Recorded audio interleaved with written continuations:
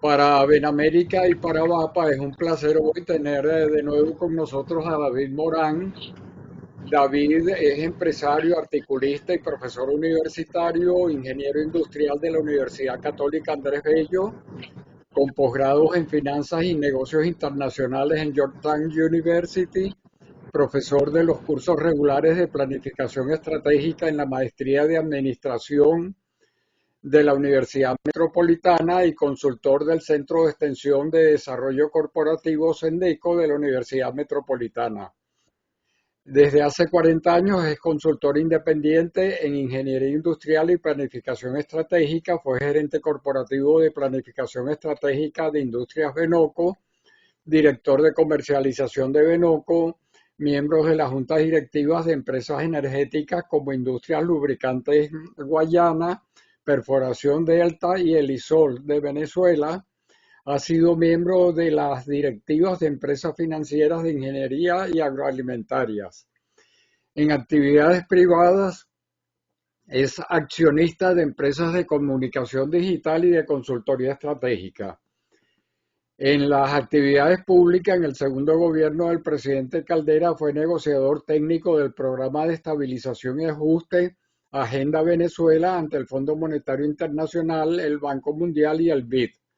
Es miembro de la Comisión Presidencial para la Reforma del Sistema Presupuestario y miembro de la Junta Directiva del Banco Nacional de Ahorro y Préstamo y corredactor de la Ley de Política Habitacional. Es miembro del Colegio de Ingenieros de Venezuela, del Consejo Directivo del Think Tank Centro de Difusión del Conocimiento Económico, se dice, de la Comisión de Energía de la Academia de Ingeniería y Hábitat y de la Fundación Venezuela Positiva. Tiene la Orden Francisco de Miranda en la segunda clase y Orden al Mérito en el Trabajo en segunda clase de la República de Venezuela, con decoración de ciudadano ejemplar de la Alcaldía Metropolitana de Caracas y el diploma de mérito del Colegio de Ingenieros de Venezuela. Es promotor de la democracia liberal y de las tecnologías para el mejoramiento de la calidad de vida de personas. Dicho todo esto, dejamos con ustedes a David Morán. Adelante, David. Hola, muy buenos días a todos. Un saludo desde Caracas.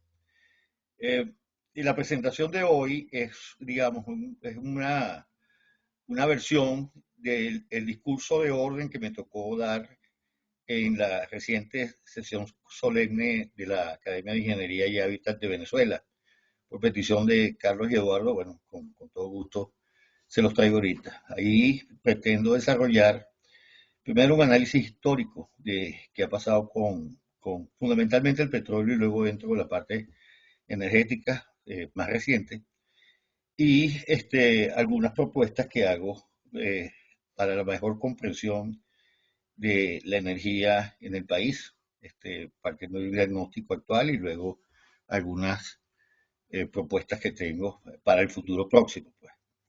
Voy a compartir la pantalla, espérense un segundo.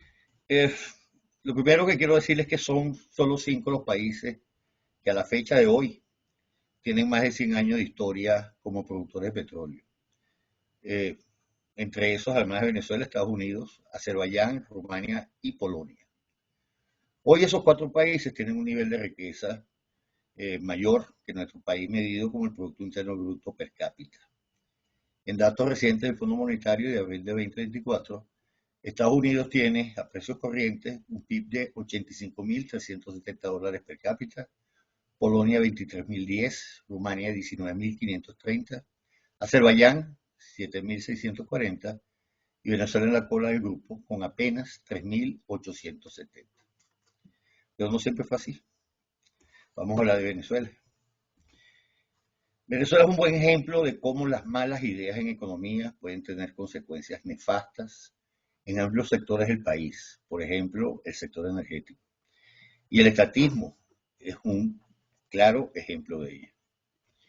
Aquí hay una lámina con 100 años de historia y en los cuales identifiqué 5 periodos.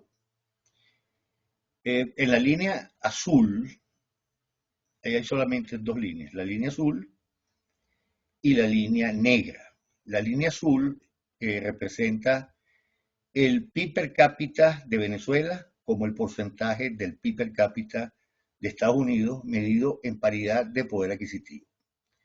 Y la línea negra no necesita mayor explicación. Esa es la cantidad de petróleo crudo producida anualmente.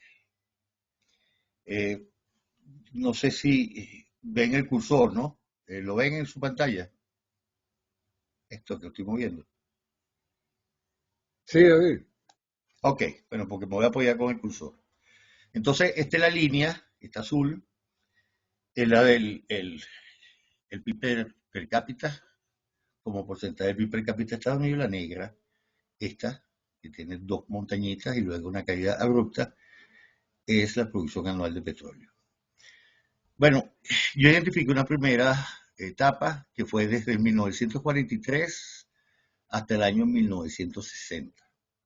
Ahí ven cómo va subiendo esa línea de una manera muy pronunciada, al igual que la producción de petróleo, y se alcanza un pico en toda la serie, esta serie de 100 años, en el año 1957, donde Venezuela alcanzó tener 49x, vamos a decir 50%, un PIB per cápita del 50% del PIB per cápita de Estados Unidos.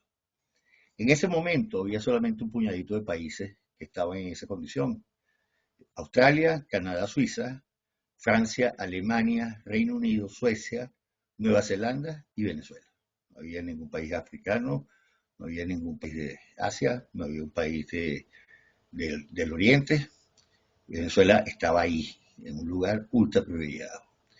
Luego, a partir del 61, comenzó lo que yo he llamado, que duró muchos años, hasta el año 2000 y pico, lo que hemos llamado la estatización constitucional.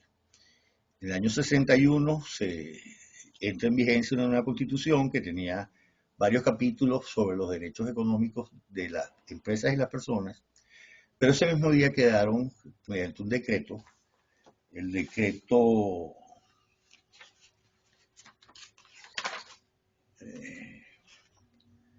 456, donde se restringía en todo el territorio nacional las garantías constitucionales previstas en los artículos 92 y 96, en la medida que lo determine el presidente de la República en Consejo de Ministros. Quedaba así hasta hoy alterada e intervenía la relación Estado-Nación en lo económico en caprichos del Ejecutivo. Luego, en el 71, en la otra etapa del 60 al 71, lo ven acá, entra en vigencia la ley de reversión, con efecto en la ley en 1976, que es este periodo que está aquí, en amarillo. Ahí comienza ya a bajar el ingreso, aunque la producción sería, después voy a decir por qué sea este fenómeno, que el PIB per cápita seguía bajando, aunque la producción seguía subiendo, los barriles de petróleo producido por año.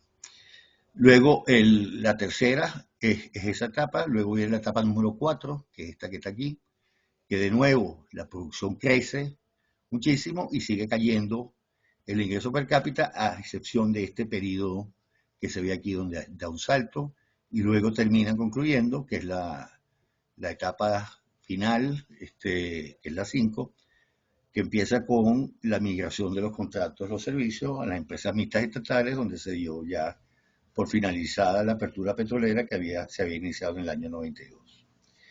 Esto refleja un modelo muy primitivo, donde la variable producción dejó de tener incidencia en el mejoramiento del PIB per cápita en habitantes. Que aquí lo ven, el pico de 1970, luego se alcanzó otro pico de producción en el 97, pero la caída ha sido constante, a excepción de este pequeño periodo acá donde se dio un superciclo de precios petroleros. Es decir, el modelo de desarrollo basado en el petróleo se volvió dependiente de una variable exógena, que era fundamentalmente el precio del crudo. Es un modelo muy primitivo. Y aquí lo pueden ver, aquí hay 8 momentos, hitos que tomé de esta serie larga. Y siempre nombro el 43 porque ahí el Estado comenzó a crear una institución propia del Estado, que es la fiscalización. Ya eso se abandonó luego con la estatización de la industria. Duró muchos años, del 43 a como el 70 y pico, 78 hasta el 80, donde ya las actividades como ya PDVSA estatales y las actividades de fiscalización se abandonaron y siguen abandonadas hasta hoy. Hoy hay muchas actividades que inclusive están abandonadas, con por lo menos las metrologías. Yo todos estos días que voy a las estaciones, voy a diferentes. Le pregunto a los bomberos si han venido a calibrar y a hacerle cara a esos dispensadores. Me dicen que desde que ellos trabajan ahí nunca han visto nada de eso, no saben lo que es eso. Entonces, fíjense, la población venezolana fue creciendo de 4 millones a 27 en el año 2020. La producción petrolera en el 43 eran 179 millones de barriles año, en el año 2020 alcanzó apenas los 202, con un pico en el año 71 de 1.291 millones de barriles producidos. Pero a partir de 1976, Venezuela abandonó hasta en el año 2006, que se alcanzó un nuevo pico de 1.000 millones. Venezuela salió del ranking de productores de 1.000 millones de barriles de crudo. Los barriles por per cápita alcanzaron su pico en el año 61, con 137 barriles per cápita. En el 57 eran 151 y desde ahí han caído paulatinamente y es muy difícil que vuelvan a alcanzar un nivel de 100 barriles per cápita. Y el PIB per cápita, como les dije, alcanzó su pico de 49.7, 50% en 1957 y cayó a su nivel más bajo en el año 2020 con apenas el 2.8%. El PIB per cápita de Venezuela representando apenas el 2.8% del PIB per cápita de Estados Unidos. ¿Qué trajo la estatización? Bueno, fundamentalmente lo peor, que fue el desplome de la inversión privada. Esta línea gruesa y clara es la inversión total, la negra es la inversión privada y esta clara aquí abajo es la inversión pública.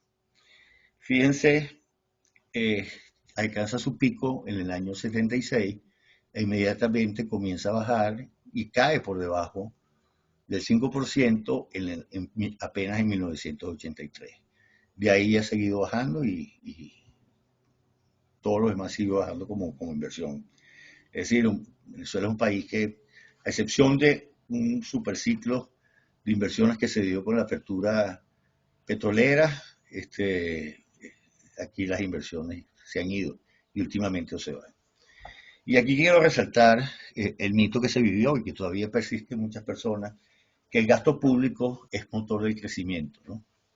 Y eso es un mito que nos ha traído nos trajo mucho daño. Y bueno, como lo han visto ahí, nos salimos del club de los 10, 11 países más prósperos, más ricos del mundo en el año 57 a caer a uno de los más pobres, donde estamos hoy. Y entonces ustedes ven aquí el gasto público como porcentaje del PIB. Este es un ajuste en línea recta, aquí los ven como va variando año a año. Esta es una serie larga, esta es una serie de 1951 hasta el año 2017. Y aquí el rojo, el crecimiento del PIB como porcentaje del producto, la variación del PIB. Fíjense que son totalmente divergentes porque de hecho tienen una covarianza negativa, es decir, mayor gasto público no causa crecimiento económico. Si lo vemos por periodo, fíjense el gasto público aquí como porcentaje del PIB. Me tomé la libertad de anotarlo porque las letras después me di cuenta que estaban muy chiquitas. Entre 1951 y 1975, el gasto público fue el 13% del PIB. Entre 1976 y 1998 subió al 17% del PIB. Y entre el 98 y el 2018 subió al 20.12% del Producto Interno Bruto. Mientras el crecimiento del PIB entre el 51 y el 56, el 75, fue un vigoroso 6,54% en promedio, ¿no? Todas estas son cifras promedio. Luego, entre el 76 y 98, bajó apenas al 2.10%. Y entre el periodo más nefasto que ha tenido, yo creo que país alguno y en la historia de Venezuela, entre el 98, entre el 99 y el 2018, el producto decreció en promedio 0,9% anual. Sigamos pues. Por otro lado, hemos sufrido de un saqueo monetario.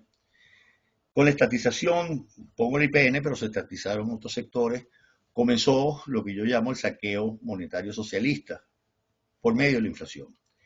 Entre el 76 aquí hasta acá, este año 2023, que es el último que ven acá, son 47 años, la inflación ha sido de 2 dígitos, de 10 o más por ciento en 44 de esos años. Y acá, estos rojos que ven acá, desde el 2015 a 2023 la inflación ha sido mayor al 100% todos los años. Y en uno de ellos, este pico que ven acá, fue mayor al 100.000%. Ojo, bueno, para que esto ven acá, esto está en escala logarítmica, si no, no sería posible representar esto. Estos espacios que ven acá son deflaciones, son años donde hubo caída, pero no los representé porque me alteraba, no podía presentar aquí las cifras de los años. Es decir, Venezuela también ha tenido años con deflaciones. La masacre socialista más reciente, el expreso en que 13 años este movimiento, el chavismo, le ha quitado 14 ceros al poder de compra del Bolívar. El Bolívar, estas son las siglas ISO, IPEB, de 1879 al 2007 duró. Luego vino el Bolívar fuerte, que duró del 2008 al 2018, y ese ya le quitó 3 ceros al Bolívar. Luego la segunda reconversión, que es del 2018 al 2021, le quitaron, del 2008 al 2018 le quitaron 5 ceros, y luego del 2018 al 2021 le quitaron 5 más, en total 14 ceros, para llegar ahorita pasando por el Bolívar, Bolívar fuerte, el Bolívar soberano y ahorita lo que llaman el Bolívar digital. ¿Cuáles son las consecuencias? Bueno, ya les conversé antes, pero en mi criterio, una de las variables críticas a observar en las dinámicas sociales y económicas es la creación de empleos formales. Y fíjense, entre los años 74 y 2013 se crearon 1.772.592 nuevos empleos, mientras que la población en edad laboral creció en 7.438.000 personas. Es decir, hubo un déficit del 327% de empleos creados. Por supuesto, el contexto social se disparó. A partir del año 2000, la creación de empleos ha caído muy por debajo de la tendencia a largo plazo, lo que indicaba que el país se dirigía a una recesión de la cual no ha salido. Y hoy la tasa de desempleo y de inactividad se acerca al 50% de la población, un indicador inequívoco de por qué tenemos la inmigración más alta del continente y una de las más altas del mundo. Aquí lo ven en números, como lo negro es el crecimiento de la fuerza laboral por periodos y lo gris es la creación de empleos formales. Desde el año 2001, la inversión extranjera directa no supera siquiera el 2% del PIB. Ahí tienen una serie larga desde 1970 hasta el año 2021.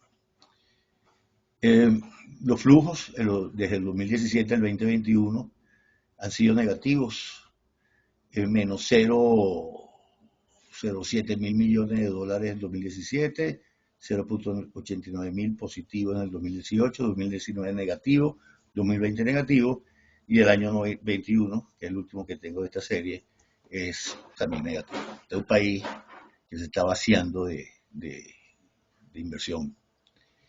En fin, ¿qué pasó? Y este es un resumen muy gráfico del efecto del estatismo sobre las empresas estatales. El estatismo se comió el CAPEX de las empresas públicas para convertirlo en una variable muy chiquitica aquí de gasto público, creyendo que esto era lo que podía hacer crecimiento económico y no las inversiones. Y aquí lo ven claro, fíjense cómo la pobreza por la caída de las inversiones iba creciendo, luego cae, en que llamé periodo 1, esto que está aquí es la pobreza total.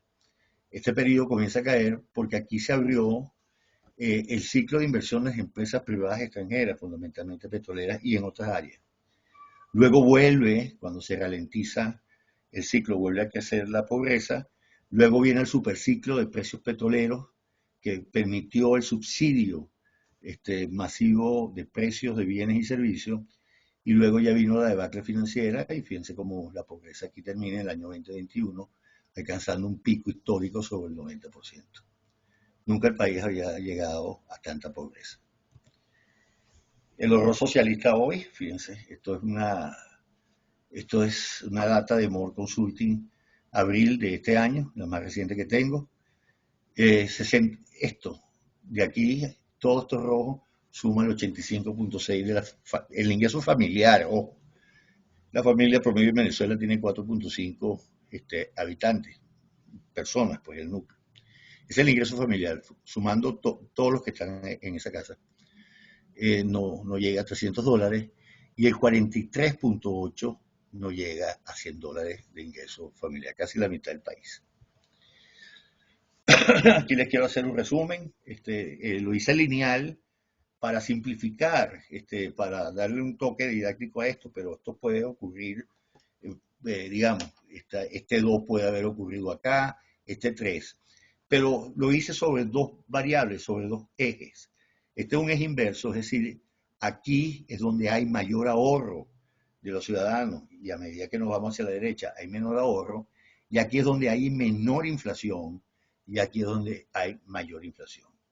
Entonces, en la etapa 7 termina con los máximos de inflación y la máxima caída del ahorro de las empresas y las personas.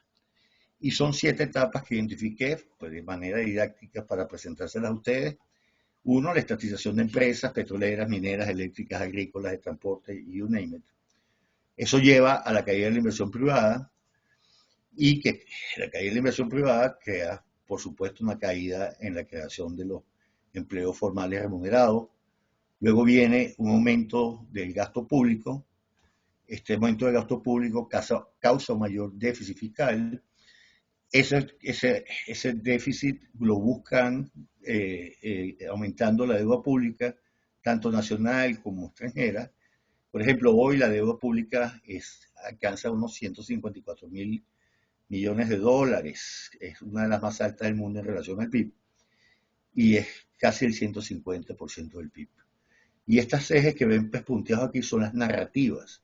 Luego comienza la narrativa que el culpable es otro, que es conspiración, que es etcétera. Luego viene 5, la monetización del déficit, y ahí, como lo vieron, en los últimos años ha sido sencillamente salvaje, la inflación no ha bajado del 100%. Yo llamo el caso venezolano, no es un caso de inflación crónica, es un caso de inflación sin control, porque lo que causa la inflación es por demás conocido.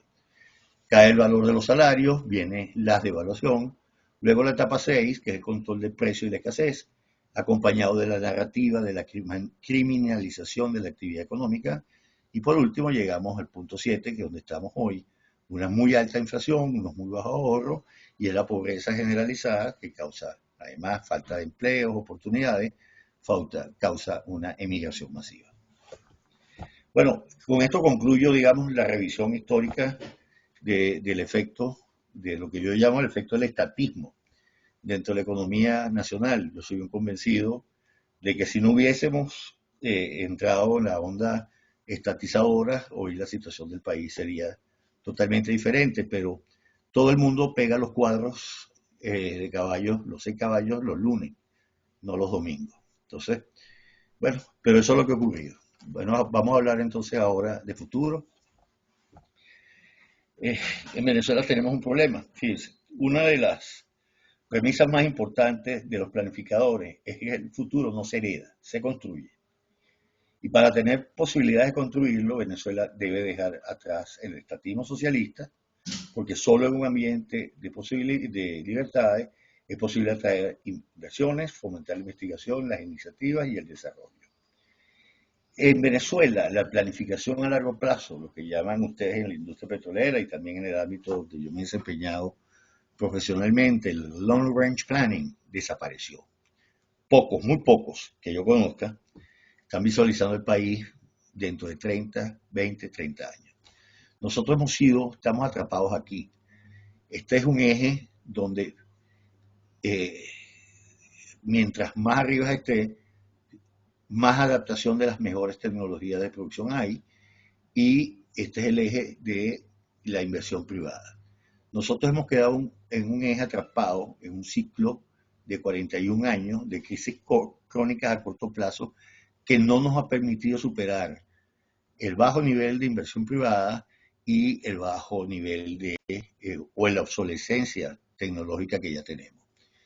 Y nosotros nos tenemos que colocar en esta zona azul, que son las zonas de los futuros posibles. Y los futuros posibles solamente se dan con mayores inversiones privadas que permitan mejoras en las tecnologías de producción. Adaptación, compra, investigación de las mejores tecnologías de producción. Para dejar atrás el estatismo y promover un sistema económico orientado al mercado, se pueden implementar varias medidas clave. Estas medidas están diseñadas para reducir la intervención del gobierno en la economía, liberar las iniciativas individuales, fomentar la competencia y crear un entorno favorable para la inversión y el crecimiento.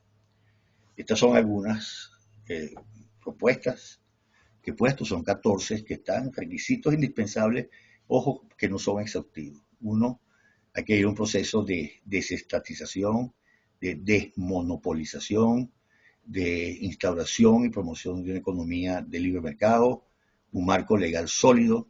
Marco legal sólido, quiero detenerme aquí un segundo, no significa muchas leyes. Venezuela es un país precisamente donde tiene un marco legal abrumado de leyes que crea un marco legal muy frágil, donde nadie lo cumple. Marco legal sólido son leyes suficientes que se cumplan. Incentivos fiscales, una diplomacia ágil, la mejora en la infraestructura y la logística, una moneda estable que hace muchos años no tenemos, mano de obra calificada, seguridad ciudadana, protección de la propiedad intelectual, acuerdos bilaterales de inversión, zonas económicas especiales y la facilitación de trámites. Pero además tenemos que comprender que Venezuela es un país desinstitucionalizado. Ya un segundo.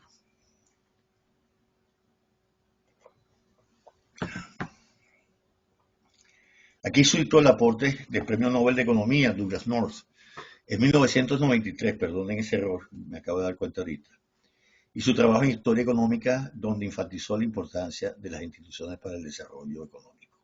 Él estuvo en Venezuela, en ese momento yo estaba en el gobierno en el segundo gobierno del presidente Caldera, en estas cosas de la Agenda Venezuela y la negociación con el fondo, y él lo trajo para acá Carlos Bernales, que en ese momento era el presidente del Fondo de Inversiones de Venezuela, y tuve una conversación con él que me marcó la vida, pues, una persona verdaderamente fascinante. Él argumenta que las innovaciones técnicas por sí solas no son suficientes para impulsar el crecimiento económico, sino que también se requieren instituciones legales y sociales sólidas para que una economía de mercado funcione correctamente.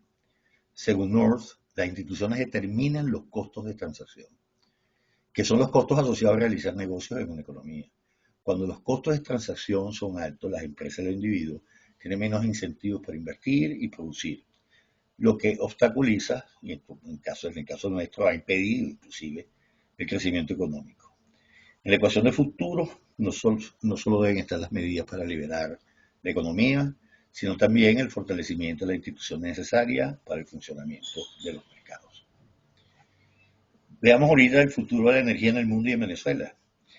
Yo creo que estamos claros ahorita que con 100 años de producción petrolera y gasífera y con 47 años de estatismo de diferentes grados e intensidades, no es difícil concluir que el petróleo cerró su ciclo histórico como el elemento fundamental de la generación de riqueza del país.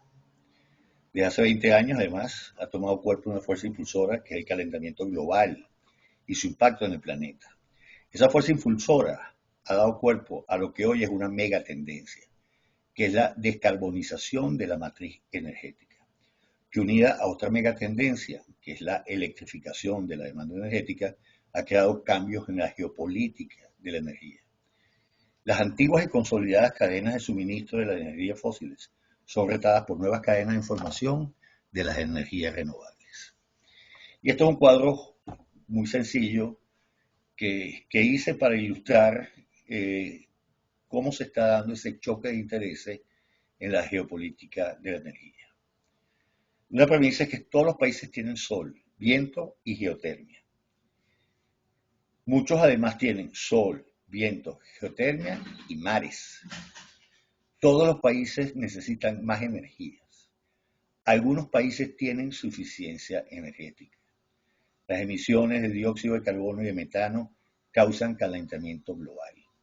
Muy pocos tienen capacidad exportadora de energías fósiles y además tienen gobiernos frágiles. La solar y la eólica demandan de minería y pocos países concentran los minerales para baterías. Eso es el choque de intereses y estos son los factores que los están generando. Es un proceso en pleno desarrollo, la transición energética que tendrá altos y bajos con fuerzas que frenan y otras que aceleran la transición. Esto es un cuadro que hice, digamos, para ilustrar lo que yo estoy entendiendo, que son los frenos. Es decir, los frenos son los que prolongan el uso de la energía fósil en el tiempo y los aceleradores son los que aceleran, promueven el uso de las energías renovables. Con una condición, mientras más energía fósil se dé esta condición que le estoy señalando aquí a la izquierda, el riesgo geopolítico es mayor y mientras las energías renovables vayan tomando cuerpo, el riesgo geopolítico es menor. ¿Qué tiene la fósil? Bueno, tiene mucho apoyo político, pero tienen cadenas de suministro muy consolidadas, baja intermitencia, vastas reservas, hacen dominio social precisamente por esas condiciones y no requiere de minería de materiales. Por el otro lado, los aceleradores de las renovables que cuentan con apoyo social, menores costos, digamos, no afectan no afectan el calentamiento global. Ya hay baterías de redes, que hasta hace pocos años no había, tienen abundancia distribuida, como vieron todos los países, tienen algo de eso o mucho de eso, lo que le da soberanía energética y libertad individual, libertad a los individuos. Estas fuerzas en pugna no son menores por sus implicaciones. Significa la reducción del poder de los países exportadores de petróleo, el ascenso de nuevas potencias energéticas, como aquellos países que dominen la producción de tecnología de energías renovables, como paneles solares, turbinas eólicas y baterías, o con países que cuentan con los recursos de esos minerales críticos de uso en las renovables. Eso trae cambios en los flujos comerciales, cambios en las relaciones comerciales y la posibilidad de ampliación de políticas proteccionistas y disputas comerciales relacionadas fundamentalmente con las energías renovables. Pero hoy les presento 4 certezas que tengo al momento. Uno, la transición energética es asimétrica y se tiene que comprender así. Si no se entiende, si se entiende que hay países que tienen todos que ir al mismo ritmo, ese no sabe lo que está hablando. Y su comprensión debe partir de las realidades de las regiones, subiendo a las mesorregiones y luego a las macroregiones. Venezuela es un gran ejemplo de asimetrías energéticas dentro de estos 916.000 kilómetros cuadrados. Hay países que hay, digamos, zonas costeras con mucho sol, mucho viento. Hay otras zonas que tienen recursos hídricos, hay otras que tienen recursos gasíferos, hay otras que no tienen nada de eso. Entonces, eso hay que comprenderlo. Por lo tanto, la transición energética es un proceso complejo que afecta de manera desigual a diferentes regiones y sectores de la sociedad. Para abordar estas asimetrías es crucial diseñar políticas y estrategias que promuevan una transición justa e inclusiva, proporcionando apoyo a las comunidades y países más afectados y asegurando que los beneficios de una economía menos contaminante y sostenible se compartan de manera justa. La segunda certeza es que la demanda y la producción de electricidad seguirán aumentando en los próximos años, pero de manera simétrica también entre los países. Hacerlo reduciendo las emisiones de dióxido de carbono y metano es un reto tecnológico extraordinario, enorme. La potencia eléctrica disponible será la sumatoria, como lo ven aquí, de todas las energías primarias, o sea, de cualquier tipo, menos la función de minimización del dióxido de carbono más el metano, según la región. La tercera certeza que tenemos hoy es que la transición energética está en sus etapas iniciales. Hasta el momento es desordenada y ha causado inflación energética. Pero por otro lado, el estrés motiva la innovación. Aquí está marcado el 2015, digamos, porque fue el Acuerdo del País como el inicio, digamos, del proceso de transición energética a gran escala, pero nosotros podemos ubicar muchos intentos, muchos de ellos muy buenos, y yo lo ubico en el embargo petrolero de los países árabes de Estados Unidos. Y el enorme esfuerzo que se hizo para mejorar los rendimientos de los motores de combustión interna es una cosa que a la gente no le gusta citar, pero en mi condición de ingeniero industrial ha sido uno de los esfuerzos más consistentes y mejor hecho durante años para obtener menores consumo de combustible, menores emisiones y más potencia de unos motores que ya tenían 200, 300 años 200 años de desarrollo, no solo motores de combustión interna. Por eso uno puede ubicar antes aquí, en los 70, esos primeros esfuerzos que se ubican sin lugar a dudas dentro de una transición energética producto de un embargo petrolero. Y el cuarto es que la tecnología es deflacionaria. Siempre, siempre da más por menos. Pero esta condición solo se da en mercados libres. Los subsidios a las tecnologías deben ser de corto plazo. Solo una sólida relación costo-beneficio permite la expansión de la tecnología, el desarrollo de las cadenas de valor y la consolidación industrial. Es decir, la utilidad de la tecnología es obtener más rendimientos con menos recursos en mercados libres, sin subsidios. Para eso, todos ustedes conocen a este señor que estoy citando. Tucker dijo, la prueba de una innovación no es su novedad, ni su contenido científico, ni el ingenio de la idea, es su éxito en el mercado. También tenemos dos escollos a superar en el corto plazo para evitar la ralentización de la transición energética, que de hecho estas son condiciones que la ralentizan.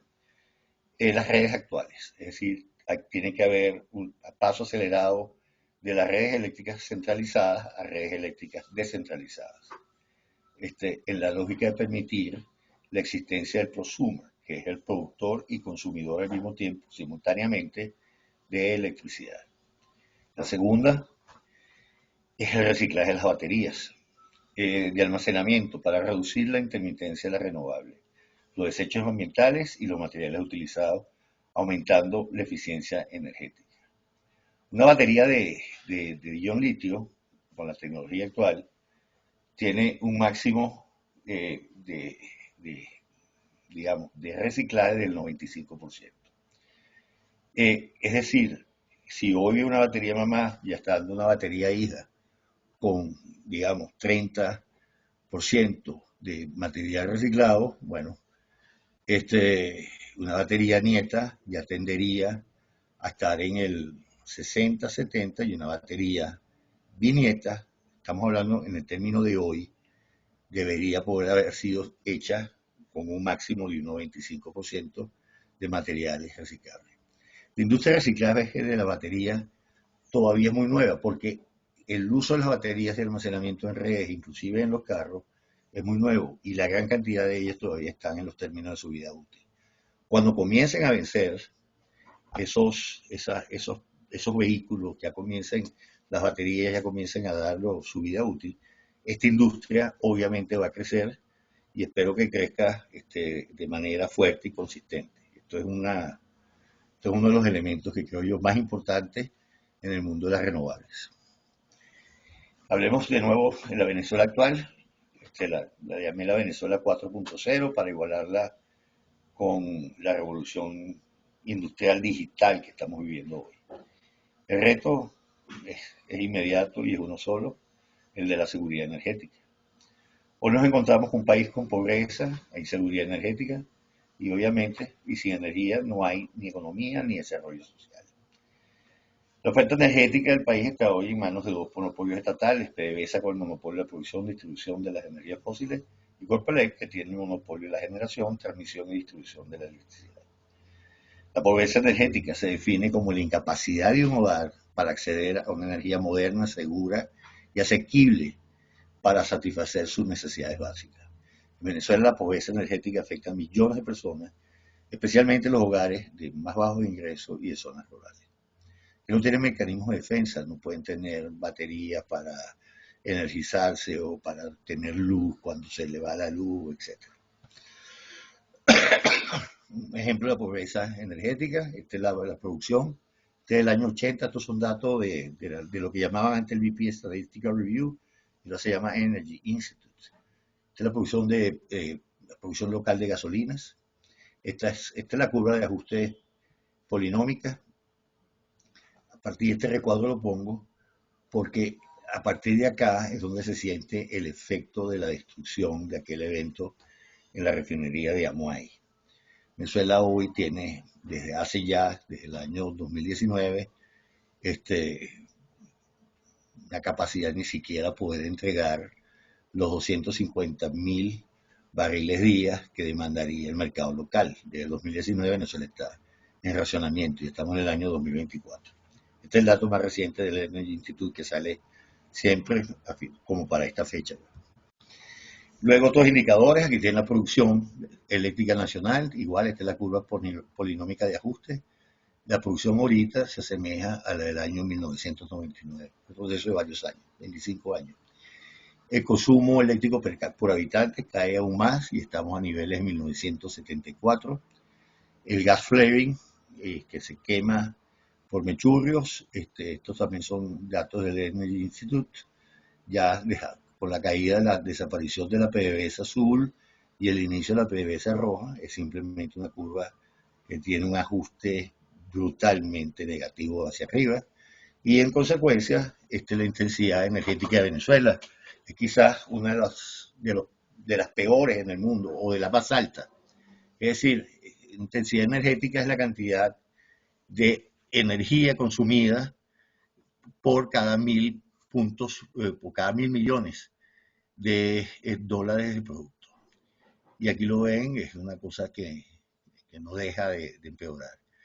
La azul es el promedio de Latinoamérica y este es Venezuela con respecto a Latinoamérica. Esto es en data del OLADE. Y esto es también una gráfica muy interesante, también de OLADE. Aquí hay varios mitos que se desmitifican con eso. Primero, la oferta energética de Venezuela, la oferta total, es 56% proviene de petróleo, 34% de gas y solo el 10% de hidráulica. Aquí hay un mito de que Venezuela tiene una participación muy grande de las renovables. No, eso no es cierto. Tiene mucho de la hidráulica en la generación eléctrica, pero no dentro del marco de un balance energético completo. El consumo final, el gran consumo final que se tiene aquí, básicamente es transporte industrial. El 62% del consumo final de la energía en Venezuela viene de petróleo, es de petróleo. Aquí el consumo final es gas y representa el 23%. Aquí redondeé, porque hay un consumo final del 1% que viene de leña, que es que está aquí. Y la electricidad solamente aporta el 15% del consumo final. Y fundamentalmente, si quitan esta parte de aquí y esta parte de aquí, la gran proporción sí es hidro, pero todavía una composición grande de petróleo y de gas. Y este es aquí donde se genera la oferta eléctrica, esta línea azul, amarillo claro. Esto hay que comprenderlo en esta dimensión y evitar los mitos que se van formando en el camino. Esta inseguridad energética, bueno, y que tenemos ahora, que hay unos factores que quiero presentárselos a ustedes. Son varios factores interrelacionados. Entre los 7 principales encontramos el gran deterioro de la infraestructura petrolera y eléctrica. por falta de inversión, la escasez de personal, el deterioro por negligencia y corrupción, la caída de la producción de petróleo, que eso lo saben ustedes más que yo las causas, las crisis en el sector eléctrico, una generación insuficiente, con obsolescencia de centrales, las hidro y las termos, falta de mantenimiento y escasez de combustible, el razonamiento de los apagones frecuentes que afecta la actividad económica y mínima inversión mínima en el desarrollo de energía renovable, la dependencia excesiva de las importaciones de petróleo, la ausencia de una política energética coherente. En el petróleo, fíjense, destaco la vulnerabilidad que tiene este modelo primitivo que lo hace muy, muy vulnerable a la fluctuación en el precio internacional del crudo. Y la diversificación limitada de la materia energética, que aumenta aún más la dependencia de un solo recurso. Tenemos además políticas energéticas coherentes, una falta de visión clara y estrategia. Todas las medidas que se toman son siempre de corto plazo, planes opacos, acuerdos entre de leyes que promueven la opacidad, como la ley está donde se firman estos convenios petroleros que se firman, ley antibloqueo, que se llama, y tenemos, como les dije antes, un débil marco regulatorio institucional que está lleno de leyes excesivas, pero que de hecho tiene una debilidad enorme. Impacto ambiental, tenemos procesos de deforestación enormes en Venezuela. Ayer salió una noticia que aquí se deforestan el equivalente a 100 canchas de fútbol por día. La falta de energía renovable limita las opciones para un desarrollo energético más sostenible. Tenemos contaminación de agua y el aire, etcétera. Y el impacto social económico, la inseguridad energética tiene un impacto económico muy grande. Disminuye el Producto Interno Bruto, aumenta el desempleo, deteriora la calidad de vida, crecimiento de la pobreza y exacerba las tensiones sociales y contribuye a la inestabilidad política. Por lo tanto, y este es otro punto que quiero resaltarles, para saber dónde estamos tenemos que medir. Según la Agencia Internacional de Energía, la seguridad energética tiene dos aspectos principales. La seguridad energética a largo y corto plazo. El primero se ocupa de las inversiones en el suministro de energía y su conexión con la evolución económica oportuna y las necesidades medioambientales. El segundo, en cambio, aborda principalmente la forma en que el sistema energético es capaz de llevar a cabo las respuestas rápidas a los cambios repentinos en el ciclo de la oferta y la demanda, es decir, como una especie de resiliencia o de capacidad de carga de backup que se tenga de respuesta rápida. El acceso a la energía afecta el suministro y la sostenibilidad de las necesidades básicas de los seres humanos. También contribuye al crecimiento del país, la estabilidad política, etc. La seguridad energética también está ligada a la seguridad alimentaria y al transporte de alimentos, de manera que el sector agrícola es a la vez usuario y generador de energía. Además, la producción de alimentos representa aproximadamente el 70% del consumo del agua y el 6% del consumo de energía a escala mundial. Aquí yo les presento el índice de seguridad energética de Venezuela. Es un indicador adimensional y multifactorial compuesto por 14 factores que ayuda a valorar el riesgo energético en una escala de valores que van de 600 a 1200, el máximo, y determinan 4 zonas: seguridad baja, baja moderada, alta moderada y alta. Lo viene realizando desde 1998 el académico, por todos ustedes conocido, el energista Nelson Hernández, con una metodología adaptada a Venezuela de la Agencia Internacional de la Energía. Fíjense, a partir del año 2016, este indicador se desplomó ya a valores muy negativos: inseguridad energética, seguridad energética baja. Un pico negativo en el año 2020 de 693 puntos. Luego repuntó en 735 para este año 2022. En los cálculos preliminares, en una conversación que tuve reciente con Nelson, él dice que volverá a caer con respecto al año 2022. Es decir, vuelve a estar en una forma de más inseguridad energética. Estos son los factores que por curiosidad se los quise poner ahí, pero Nelson Hernández ha hecho decenas de exposiciones de cómo se calcula el índice de que está compuesto, Y como pueden ver, es un índice bastante sensible a las variaciones a corto plazo, por lo tanto, es útil utilizarlo a los que estamos abordando el estudio de este problema energético como un indicador clave en nuestras conversaciones y en nuestros estudios. Por lo tanto, aquí hago algunas recomendaciones y estoy ya en la etapa final de la presentación.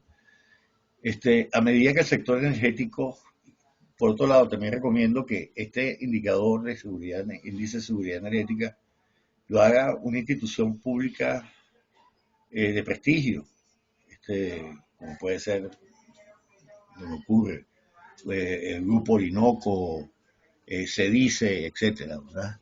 Que haga su cálculo al menos con una frecuencia semestral. Es una cosa que nos daría eh, que haría una base de análisis importante para lo que estamos hablando. Inevitable que todos estos cambios nos lleven nos presenten nuevos retos relacionados con la seguridad. Por esta razón, los países, empresas y estados deben tomar medidas y aplicar estrategias que aborden los esfuerzos de seguridad energética a largo plazo. Aquí les presento algunas recomendaciones. La primera es una que yo insisto mucho, es la comprensión holística de la energía en el siglo XXI. El problema de Venezuela no es electricidad, no es hidro, no es el sol, no es el viento. El problema es un problema holístico que tiene unos conectores muy importantes. Primero, nosotros necesitamos tener un sistema de precios de la energía, que no los hay. Sin un sistema de precios, pero no hay mercado es posible establecer un mercado de las energías. Sin un mercado de energía jamás vamos a tener seguridad de la oferta energética. Entonces, mi propuesta es siempre incorporar los conectores, que son los precios, el ambiente, el agua, la captura de contaminantes y las comunicaciones, que el Internet y el cloud computing. O sea, es imposible visualizar a Venezuela dentro de 20 y 30 años sin una comprensión total, así completa de estas cosas, ¿no? Primero, porque esa comprensión nos permite comenzar a introducirle eficiencia a un sistema que tiene pobreza energética. El segundo, fíjense, cómo interviene el agua en procesos industriales. Esto es una gráfica que elaboró Metzger, y está en el informe de la CAF. La línea horizontal es la intensidad energética en megavatios hora por cada millón de productos de dólares producidos. Y aquí mide igualmente, pero la intensidad hídrica, es decir, los metros cúbicos por cada millón de dólares producidos. Y usted ve en industrias como esta aquí que está muy grande, este es petróleo y gas, esta que le estoy indicando aquí, esta es la de metales y de productos químicos, esta es la de servicios públicos de energía, la que está acá. Miren todo lo que tiene. Y aquí va, por ejemplo, esta amarillita que está aquí, es la automotriz, está aquí más oscurita, los alimentos procesados, esta aquí que está chiquita es la de bebida y así. Es decir, muy poca gente comprende el concurso simultáneo del agua y la energía, y el agua también es un factor de energía. Si bien no es una energía primaria como tal, pudiéramos considerarlo que es una de las grandes fuentes de energía que tenemos. El agua en todas sus formas, ya sea el agua almacenada para la parte hidráulica, el agua de manera de mareas, la maremotriz, la ondimotriz, etcétera, ¿no? La conversión del agua a hidrógeno, es decir, el agua tiene que estar perfectamente comprendida dentro, como lo pongo acá, de la comprensión de la energía como un todo. Luego, algo que yo noté, y ahí se los dije en la primera parte de la presentación, una actividad que no es privatizable, es inherente al Estado, pues ya sea el estatismo duro que paradójicamente ahí es donde desapareció la fiscalización en Venezuela, o una economía muy liberal. El problema que tiene Venezuela es que no tiene elementos de fiscalización. Aquí pongo como ejemplo, por ejemplo, estos países, Colombia, Brasil, Bolivia, México, Ecuador, avanzaron con las agencias nacionales de hidrocarburos. Nosotros creo que podemos dar un paso todavía más adelante y hablar de una agencia nacional de energía, pero además con un servicio nacional de fiscalización energética, que va a ser fundamental para la construcción de los mercados futuros de energía en el país. Y estos, ambos servicios son esencialmente actividades de talento humano, por lo tanto la nación debe contar o requiere contar con personal de altísima pericia profesional. La diversificación, la tercera recomendación de la gestión de riesgo, tenemos que reducir la dependencia exclusiva de los proveedores estatales de energía y la introducción de alternativas sostenibles con opciones viables en el corto plazo. Por ejemplo, la ley de Venezuela permite autogeneración de hasta 2 megavatios. En ese rango, las renovables, solar y eólica son las opciones más económicas disponibles. También es recomendable el uso de unidades de almacenamiento para mitigar los frecuentes apagones en la lógica de crear reservas energéticas. En cuanto a política y leyes, y esto es una petición de todas las empresas mixtas, en muy corto plazo promover el estricto cumplimiento de los contratos de asociación vigentes en la industria nacional, que no se cumple. Ellos no están pidiendo en este momento nada adicional de lo que ya está firmado, simplemente están pidiendo que se cumpla perfectamente lo que está firmado. En el mediano plazo, la modificación, por supuesto, tiene que haberlo. El país está perdiendo competitividad con respecto a los países. La modificación del government take para hacerlo atractivo y la modificación de los topes de participación privada en las empresas, asociaciones estratégicas. Hay que adelantar un proceso de desestatización de la industria petrolera, gasífica, eléctrica nacional y creación de una combinación de normas de eficiencia energética y de electricidad renovable. Otro incentivo a corto plazo que propongo es la instalación masiva de medidores bidireccionales en los hogares e industria del país, con varios objetivos simultáneos. Uno, como la facilitación de la migración de las redes actuales a redes inteligentes, la facilitación de la figura de prosumer y el recobro del servicio eléctrico, el establecimiento de tarifas de energía competitivas, permitir el pronto pago para comprar cupos de energía para hogares, la promoción del estudio profesional o no, y esto es importante, de la adopción del dólar como moneda de curso legal, ya les hablé de lo que ha pasado con el bolívar, la reducción del encaje bancario para facilitar los créditos destinados a las inversiones energéticas, la promoción del mercado de capitales del país, promover la creación de un sistema de comercio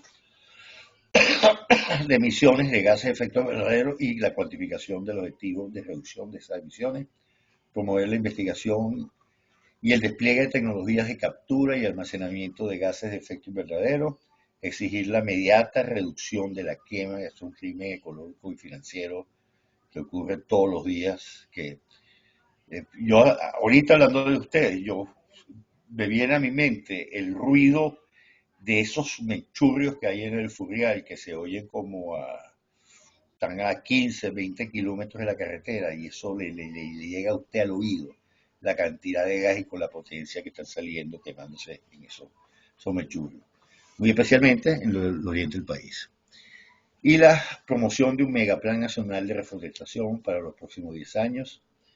Los árboles madereros son especialmente eficientes. Ahorita yo creo que no hay un proceso más eficiente de captura que la fotosíntesis, ¿no? Mediante la fotosíntesis, que convierten el CO2 del aire en carbono almacenado en la madera y en el suelo y liberan oxígeno. Sí, se me fue una S a la atmósfera. Es la vía más económica y eficiente para capturar y almacenar carbono con un costo menor de $50 por tonelada de CO2 capturado. Fíjense, esto es un dato que también obvian mis amigos petroleros. La producción de 1 millón de barriles de petróleo por 20 años demandaría para capturar las emisiones upstream de esa actividad unos 17.000 kilómetros cuadrados de árboles para mitigar esa emisión que se dio durante la producción de 1 millón de barriles de petróleo por 20 años. Cada barril de petróleo producido emite 63 kilogramos de dióxido de carbono. Esa superficie equivale, miren el tamaño, el 25% de la superficie del estado Guárico. Porque además yo a veces cuando oigo en estas charlas y en estos foros que intervengo, esta variable de la emisión del CO2 de la actividad petrolera la omiten. Y eso está metido dentro de la ecuación de los otros países. Y cuando se empiecen a nivelar esas variables entre los descuentos que va a tener que dar un productor petrolero, el que no tenga planes de captura de sus emisiones en la actividad upstream va a tener que dar un descuento enorme o quizás deje de ser rentable su producción petrolera. Conclusiones, terminando, Venezuela se encuentra en el final de un camino que recorrió por más de 100 años. 100 años son 4 generaciones, una generación son 25 años de la vida de una persona. Lo que el petróleo le dio y significó para el país ya no será posible en el corto plazo y menos en el largo. Fíjense, esta es otra cosa interesante, esto es un reto tecnológico, no sé cómo se va a resolver, pero ya se está planteando. Mientras en el mundo van a coexistir durante algunos años las energías fósiles con las renovables. Va a haber un sistema energético dual en ese sentido. Pensar que eso no va a ser así es no saber nada del tema. Pero con un menor consumo de las fósiles, principalmente en la generación de electricidad y en la industria de la movilidad. El petróleo tiene un límite hoy en su sustitución, que es el uso que se le da en la industria petroquímica, que representa actualmente entre el 25 y el 30% del consumo petrolero actual. Pero la producción remanente o resiliente del petróleo enfrentará retos tecnológicos formidables, como el producir y extraer del petróleo las cadenas más cortas y livianas de su composición, que son las que se usan en la industria petroquímica, mientras que el uso de las cadenas más largas y pesadas encontrarán restricciones en los mercados. Fíjense, del C1 al C9, eso va a ser lo mismo porque eso se usa fundamentalmente en la industria petroquímica. Pero cuando vamos a cadenas más largas, como la C10, que para la gasolina, la 1016, queroseno, o la C20, el diésel, estas cadenas que están todas mezcladas dentro de un crudo que está en el subsuelo, comienzan a tener problemas para su colocación. Luego viene, aquí el diésel, luego vienen las bases lubricantes. Bueno, podemos decir bases lubricantes si vamos a seguir utilizando, pero luego se ve retado las que están en el lado de los 50 a los 70, que son las que se usan para el búnker, para barcos y termos. Esto posiblemente comience a no necesitarse y luego viene las más largas, las de los asfaltenos, para carreteras, etcétera, que posiblemente sí se vaya a requerir. Entonces, ¿cómo dentro de estos procesos que son los usuales ahorita, de separación de las cadenas dentro de los hidrocarburos, cómo se va a hacer en el futuro para poder devolver a la tierra el pozo, aquella que no necesitemos? Va a ser como un proceso, lo imagino así, de desalinización por electrólisis. Bueno, aquí va a haber un proceso de selección de cadenas de hidrocarburos, no sé por cuál proceso se utilizará, y devolverle, en este caso, devuelve la sal al mar, devolverle esas cadenas de hidrocarburos más pesadas al pozo. Lo otro es que aquí está la estantería energética, está un término que tomé y estas cifras son de Nelson Hernández.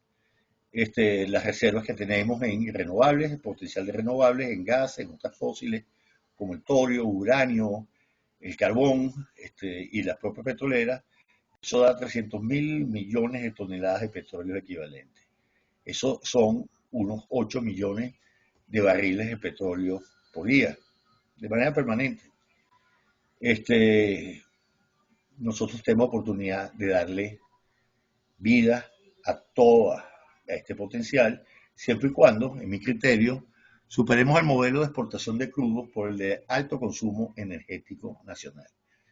Venezuela es un país muy paradójico. Venezuela 100 años estuvo exportando crudo, pero hoy tenemos una pobreza energética enorme y digamos que como que lo único y la mejor idea económica es seguir teniendo pobreza energética, pero exportar la mayor cantidad de energía vía crudo a otros países. En mi criterio es sencillamente psicodélico. desde el año 2015 nació una demanda específica de las grandes empresas consumidoras, que es la exigencia de la energía renovable para su consumo. Si yo invitara a Apple hoy a Venezuela y le digo, mira, tienes toda esta termoeléctrica a tu disposición, te la regalo, le va a decir, no, gracias, quédate con ella porque esa energía no la quiero. Mis accionistas, mis stakeholders, mis clientes están felices con que yo quiera ser totalmente renovable en el 30 y neto cero en todos mis productos y todas mis líneas para el 2050. Es decir, eso no existía antes, hoy existe eso. Entonces, esos grandes consumidores, como además las grandes empresas ahorita de esta primera mitad del siglo I, que son los manejadores de data center, promueven la instalación de centros de producción de energía renovables en decenas de países en el mundo para energizar sus servidores. Venezuela no está en ninguno de los planes de ellos. Además, reduciendo el venteo y la quema de gas de las grandes operaciones petroleras del país, que es un problema técnico y financiero menor en mi criterio, y agregando un mega plan de reforestación y su monetización a través del mercado de bonos verdes, el país quedaría en un lugar privilegiado en el ranking mundial de emisiones de gas de efecto invernadero, lo que permitiría atraer inversiones en el país para el uso de energías fósiles como el gas, mientras que otros países están o superan el límite de las emisiones de gas de efecto invernadero acordadas. Pero paradójicamente, eso solo es posible si traemos inversiones para la generación de electricidad por medio de energías renovables. Es una ecuación que se podría traducir que mientras más renovable tenga el país instalado, más vida tendrá el uso de energías fósiles dentro de Venezuela. Y este es un esquema simplificado, este es un caso base. Aquí estamos hablando de los gigavatios fósiles, aquí de gigavatios renovables, y es una línea, digamos, la línea azul es el caso base de que siguiéramos haciendo lo que estamos haciendo. Venezuela pudiera seguir aumentando su cantidad de energía total, pero tiene una reducción muy grande de las fósiles. En cambio, si además hace una labor de reducción de la quema y el venteo y le suma una reforestación masiva, aumenta todavía la probabilidad de usar gigavatios fósiles aquí en Venezuela. Es una ecuación muy particularmente nuestra, pero se la quería graficar para que se entienda. Por último, voy a terminar citando a Thomas Sowell. Para mí, un premio Nobel por todo el mundo, ya él debe estar a punto de morirse, el año pasado tenía 94 años, y yo estoy seguro que no se lo dieron porque es un economista negro. Hasta ahorita ningún economista negro ha tenido un premio Nobel. Él tiene una frase que yo lo leo mucho a él, lo leí mucho en un momento, que dice: los errores pueden ser corregidos por quienes prestan atención a los hechos, pero el dogmatismo no será corregido por quienes se aferran a una visión. Bueno, muchas gracias por su atención y bueno, ya con esta lámina concluí. Bueno, muchas gracias a ti, David. Creo que esto es un aporte enorme dentro de todas las cosas que estamos construyendo en este ciclo de conferencias. Tienes varias preguntas, vamos a empezar por las preguntas. Eh, la primera pregunta es, se hacen comparaciones per cápita, pero la población aumentó de 6 millones en 1957 a 24 millones en el 2000. Para la población en general, las condiciones no eran mejores en 1957, universidades, bienes, servicios, etcétera, que en los 70 y 90. ¿Qué comentarios tiene? Bueno, el indicador de riqueza clásico es PIB per cápita. Sí, porque permite comparar a países peras con peras. Si esas condiciones eran tan malas en el 57 y mejores después, los resultados debieron haber sido aún mejores después. Porque haber tenido universidades, carreteras y eso, precisamente, hubiese servido para mejorar el PIB per cápita y eso no fue lo que sucedió. Y no sucedió fundamentalmente porque cayó la inversión privada. Todos los demás son cosas que se justifican para la intervención del Estado, son necesarias, obras de infraestructura, sí, correcto. Pero si un aeropuerto no tiene aviones que lo utilicen, no sirven para nada. Si unos estudiantes universitarios salen de la universidad y no consiguen trabajo, tampoco sirve para nada. Entonces el indicador de riqueza, digamos, clásico en esto, es el PIB per cápita por habitante. Si se le agregan esas cosas, el PIB per cápita por habitante debió haber estado incrementándose constantemente. Y quizás hubiéramos podido superar el de Estados Unidos. No lo hicimos, retrocedimos de manera horrible. ¿Cómo se concilia el tiempo necesario para producir los cambios y desarrollos que se indicaron en la charla con el tiempo muy corto que requiere las terribles urgencias de la gente? Eso no lo puede contestar nadie.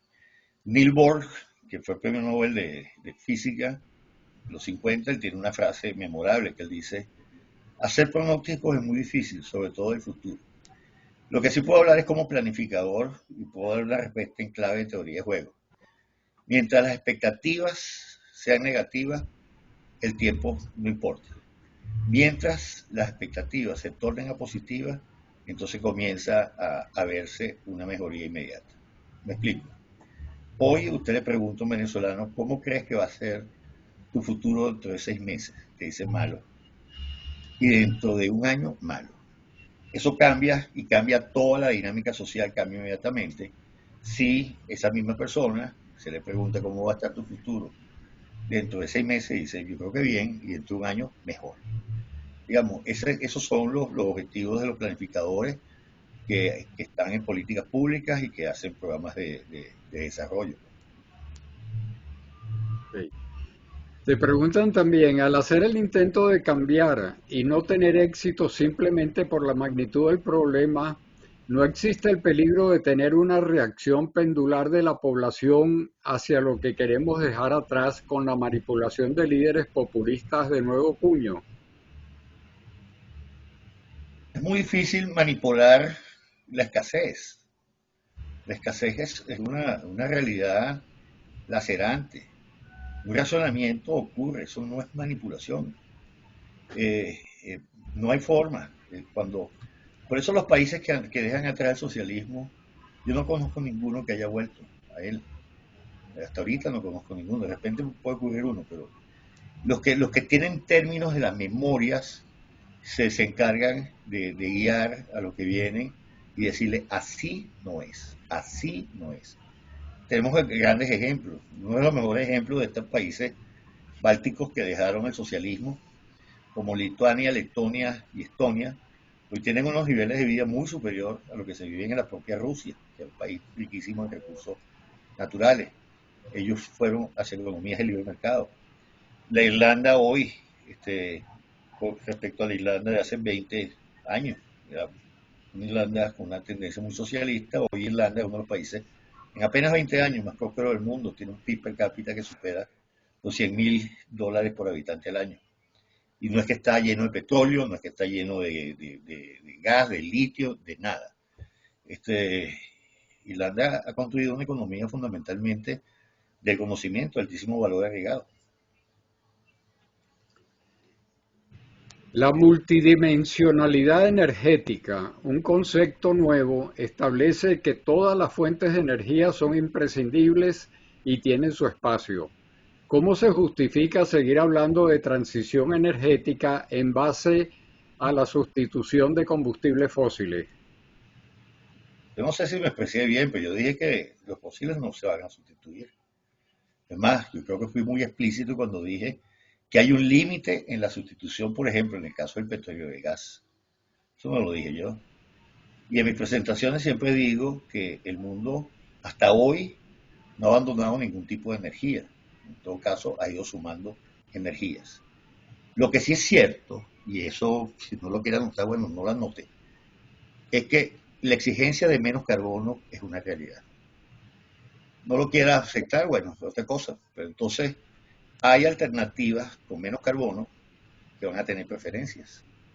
Alternativas que tengan más alto carbono. Eso es una realidad. ¿Y eso por qué vino? Bueno, porque se creó esa mega tendencia de la descarbonización de la matriz energética, la ha puesto el calentamiento global. Que algunos lo niegan. Cada quien está en su derecho a creer en Dios o no creer, o en creer en milagros o no creerlo. En mi caso, yo creo que hay daño antropogénico al ambiente y que las emisiones de metano y de dióxido de carbono crean calentamiento global. Yo lo creo. Hay otros que me lo niegan.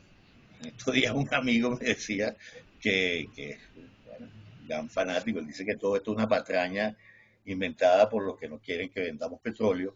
Yo le digo, pues se acaba de el glaciar, el último glaciar que teníamos en Venezuela, desapareció porque ya tiene una dimensión que no se puede considerar glaciar. Entonces me dijo, pues eso es parte del ciclo, de los ciclos naturales del planeta. Y yo le dije, está bien. Entonces dentro de 10 millones de años va a volver a aparecer el glaciar ahí, me imagino que van a renacer los dinosaurios. Eso, eso no tiene sentido. O sea, es una realidad y bueno, podemos aceptar o no. Y en base a ella, por eso yo decía los dogmatismos, por eso cité a Sowell en mi última lámina. Podemos aceptar hechos, facts, porque sin hechos, y lo que he querido presentar aquí son hechos, porque si no serían opiniones, simplemente son opiniones que... No, pero cuando tú presentas opinión basada en hechos, esta adquiere otra dimensión, ¿no? Sí. Te piden, te, te hacen este planteamiento. Todo lo que recomiendas es exacto e indispensable, pero será irrealizable a menos que las instituciones actuales se destruyan y vuelvan a nacer con controles duros y efectivos para que estirpen la inmoral corrupción que está incrustada y tanto daño hace al país. ¿Cuál es tu comentario? No comparto ese criterio. Voy a narrar una experiencia. Cuando llegamos de mano del doctor Julio Sosa al Ministerio de Hacienda allá en el segundo gobierno del presidente Caldera, existía algo que se llamaba el Servicio Nacional de Rentas Internas. No se llamaba Servicio Nacional, era como la división de rentas internas del Ministerio de Hacienda. Ya que todos los impuestos internos los manejaban ellos.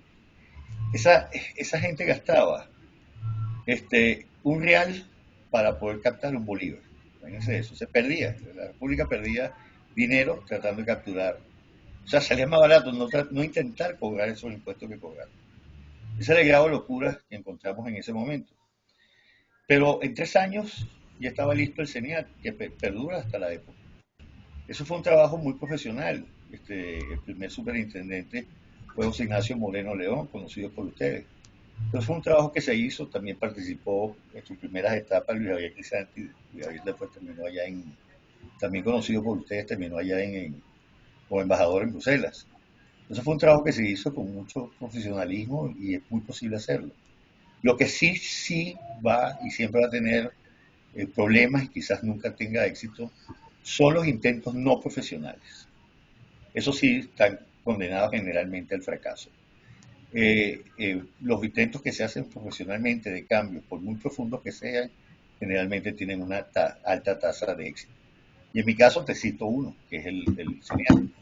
Puedo citar otro ejemplo en el cual participé, que fue de la ley de política habitacional, donde empezamos y diseñamos un sistema de aportes tripartitos.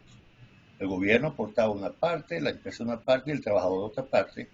Bueno, y se creó una cosa que se llamó, y en ese trabajé yo mucho, el Fondo de Ahorro Habitacional, que eso hasta que Chávez se lo despalilló, ahí tenían 1.500 millones de dólares de ahorro los venezolanos, en cuentas de capitalización individual, y además que lo podían, si no lo usaban, se los podían traspasar a un familiar cercano como un hijo o un sobrino. Eso desapareció, pero eso también apostaban que era imposible y lo hicimos. Y ese fondo de ahorro habitacional ha sido hasta ahorita, en la corta vigencia que tuvo, el fondo de ahorro habitacional más exitoso de todos estos países, desde Canadá hasta Argentina.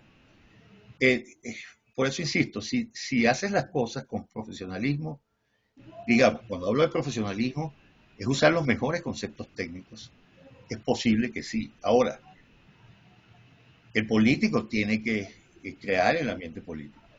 Y básicamente el quehacer de un político es conectar con las demandas de la gente y hacer ver que lo que estás haciendo es lo sensato, que la gente te lo acepte como lo sensato, entonces también vas a tener éxito político. Oye, te dicen, la cocina limpia es una iniciativa de la IEA y algunas empresas petroleras para sacar a 1.000 millones de personas de África y Asia del consumo de leña por gas. ¿Cómo se compara ese consumo de fósiles en la transición energética? En realidad yo no he estudiado en los casos africanos, digamos, yo no puedo tener en la cabeza, porque me he dedicado mucho al caso venezolano. El caso venezolano, nosotros tenemos una oportunidad de aumentar el uso del gas, pero en cifras exponenciales. Y yo creo que es deseable, ¿no? Por ejemplo, yo soy un usuario de gas para vehículos. Primero, porque creo que de verdad contribuye a una menor contaminación.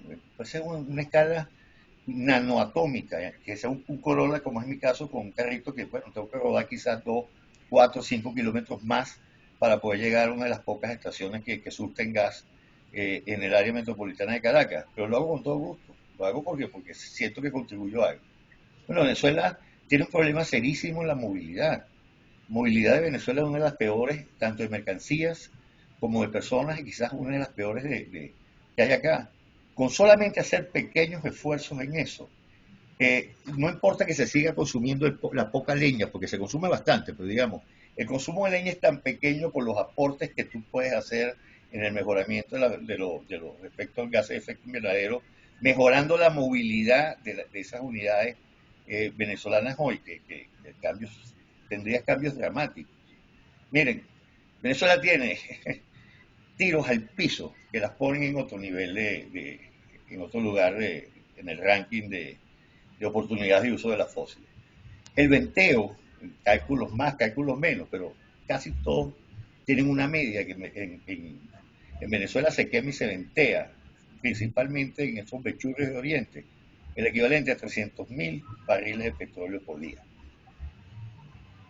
Todos ustedes consideran que es un problema técnico menor y todos ustedes consideran que también es un problema técnico financiero menor. Bueno, ahí está un tiro al piso. Otro, Venezuela tiene una represa, que es una especie de helicoide acostado en el Orinoco frente al Guri, la represa Guri, que se llama Tocoma.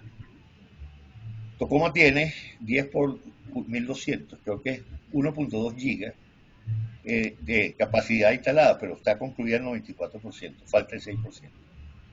Yo creo que no hay ningún país en el mundo que tenga una oportunidad de incorporar 1.2 gigas eléctricos con una inversión remanente tan chiquita como la tiene. Bueno, y hay otro tiro al piso. O sea, las cosas que nosotros podemos hacer acá, y nosotros no vamos a tener oportunidad de incorporar unos 2 gigas de equivalente en petróleo con la velocidad que pudiéramos recuperar Tocoma. Esa es la verdad, es un problema técnico, una variable técnica. Entonces, nosotros tenemos muchas cosas que tienen altísimo impacto, que se pueden hacer en muy corto plazo y que pueden cambiar la matriz, comenzar a cambiar de manera significativa esa matriz energética que les mostré del país. Excelente conferencia. Si se deja de privilegiar la exportación de petróleo, ¿qué fuente de divisas piensas que hay que incentivar? Miren, yo lo pongo, yo no, o sea, uno no es como una inteligencia artificial, yo soy inteligencia humana, ¿no? Pero le puedo dar ideas, le puedo dar ideas. Ustedes saben cuánto se paga la electricidad que paga Apple por el kilovatio de consumo para sus centros de procesamiento. ¿Cuánto se puede vender esos nuevos 1.2 gigas de electricidad que tendría Tocoma? ¿Cuánto estaría dispuesto a pagar Apple en dólares por consumir esa energía? Ahí tienen un ejemplo. Si tienen tiempo, saquen el número, buscan la equivalencia y obtendrán fuentes de divisas importantes. El petróleo, sí, produce divisas, pero no produce divisas para qué. O sea, el problema de Venezuela es bastante más complejo. Venezuela se encuentra en la posibilidad de quedarse como un país chiquitico, exportador de 800, 1.200.000 barriles, o ser un país donde se consuma mucha energía, varias veces la cantidad de que es capaz de exportar aquí dentro del país. Y además la energía moderna, la maquila de la electricidad, que se maquila a través de Internet, O sea, aquí Salesforce puede energizar sus servidores. Vamos a poner un ejemplo, en Puerto Ordaz, que hay un bote de galpones vacíos, traer sus servidores aquí, energizar y con eso energizar los servicios de Netflix en Hong Kong. Y se ve la electricidad ya con esta energía que se energizó aquí el servidor de acá. O sea, es decir, yo invito siempre a salir fuera de la caja del petróleo. El petróleo sí va a tener ventaja, pero siempre van a ser muy, muy pequeñas comparadas con las que tuvo. Por eso concluí que lo que Venezuela obtuvo de petróleo no lo obtendrá más nunca, ni en el corto y mucho menos en el largo plazo. Sí. Darle vida al petróleo será dentro de Venezuela, ahí tienen toda una oportunidad, pero fuera de Venezuela cada día va a ser más reducido. Yo oigo a buenos amigos, también planificadores, que dicen, nosotros podemos atraer inversiones para elevar la, la generación de petróleo de nuevo a 3 millones y pico, mientras dure la ventana No, de petróleo. no, no, Yo los no. escucho con mucho detenimiento, pero no, lo hacen sin base cierta. Yo estoy seguro que se puede atraer muchas más inversiones fuera del área de petróleo, porque además, ojo, el petróleo en Venezuela es el área más compleja para atraer inversiones. Es el área que tiene más candados, es horrible. O sea, eh, bajo las leyes de Venezuela, tú desarrollas el equivalente que tiene Brasil en su presal o Guyana en aguas del Esequibo, hubiese sido imposible. No hubiese sido posible lograr ningún acuerdo con eso. Entonces, si pensamos como el pasado, no vamos a poder entender el presente. Venezuela ya tiene muchos años con un modelo petrolero primitivo, que no tiene capacidad su producción y venta fuera de incidir en la mejora del PIB per cápita del venezolano. Es un modelo tan primitivo que depende de una variable exógena, que son los precios internacionales del crudo, que a su vez depende de unas actividades absolutamente cuestionables, como son la cartelización de precios. Entonces, y además donde tu participación dentro de ese cartel hoy es apenas el 3% de la producción total de ese cartel de productores. Si a mí me pusieran a escoger el futuro, yo desecharía ese modelo, porque ese modelo nos limita a ser un productor marginal de petróleo. Argentina pronto nos va a alcanzar. Quizás este año Argentina esté produciendo en un solo parcho, posiblemente en Vaca Muerta, esté produciendo, pase los 800.000 barriles de petróleo. En Argentina están enchufando, están conectando 30 pozos por mes, en promedio, lo que va de año. Es una actividad que no se había visto y no se verá en Venezuela por mucho tiempo. Entonces, yo no sé si me expliqué con suficiencia, pero yo creo que el petróleo puede seguir ahí, pero eso no va a resolver nada, absolutamente nada. Y dentro del petróleo no tenemos mejores respuestas para el país. Las mejores respuestas para el país están precisamente fuera del petróleo. Que se quede el petróleo ahí. ¿Se competirá con otros países? Sí. ¿Que se haga todo lo posible mejor por hacer las inversiones? Sí. Pero eso que nos dio no nos va a ser ni remotamente suficiente para crecer de la manera vigorosa que necesitamos crecer. Te preguntan, ¿cómo evalúa el actual consumo de gasolina en Venezuela sobre los 100.000 barriles diarios con relación al tamaño de la economía actual? ¿Y cuál tendría que ser el consumo en un país con una economía en crecimiento como esperamos en el mediano plazo? Bueno, sobre los combustibles en Venezuela, yo tengo varias observaciones, ¿no? Primero, las cifras son absolutamente opacas porque el mercado de combustibles dejó de ser fiscalizado. Son todas cifras proxy y aproximadas. Un año yo lo estudié en detenimiento, fue el año 2014. En el año 2014, Venezuela llegó a tener un consumo aparente de 700.000 barriles día de gasolina, sin meter diésel, gasolina.